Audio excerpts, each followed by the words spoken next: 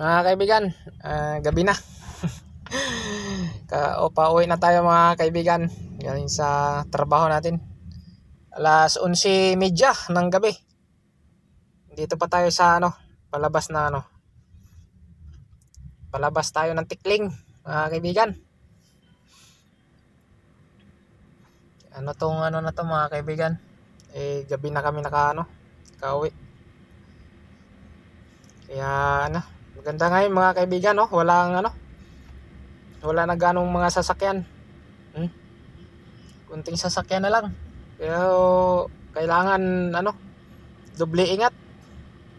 Kaya mo mga kaibigan, mga ganitong oras mga kaibigan, mag-aalas 12 ng hating gabi, wala nang ganong sasakyan yan. Bira na lang ang sasakyan yan. Tingnan nyo.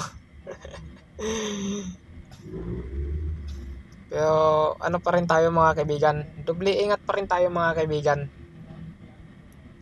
Kasi mahirap na Ito ang delikadong highway kasi to mga kaibigan Malaking highway to. Ito yung Taytay Diversion. Kaya mahirap pag hindi ka mag-ingat dito kasi mabibilis yung mga dito, mga sasakyan. Kaya mga kaibigan, malapit na tayo sa sa SM. Malapit na tayo sa SM Taytay mga kaibigan. Dito lalabasan yung mga dito, kaya medyo bigla naman tong kumaliwa yung si Joyrides.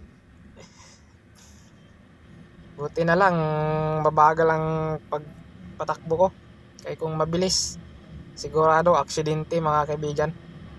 Shout out sa'yo, Joyrides.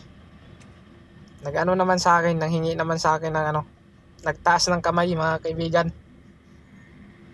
Nagtaas siya ng kamay. Ibig sabihin noon, sorry. Sige mga kaibigan. Medyo mag-focus tayo sa ating biyahe. Malayo-layo pa tayo mga kaibigan. Shout out nga pala kay Gandang Supremo, Ate P Mix Vlog, Sang Paulo, at kay Rodsoy Fishing Adventure. Yan lang muna mga kaibigan. Medyo tayo. Sige mga kaibigan, maraming salamat sa inyong lahat. Huwag kayong magsawang manood sa aking paminsan-minsan na na-upload. Medyo busy ngayong mga kaibigan, panahon. Bye!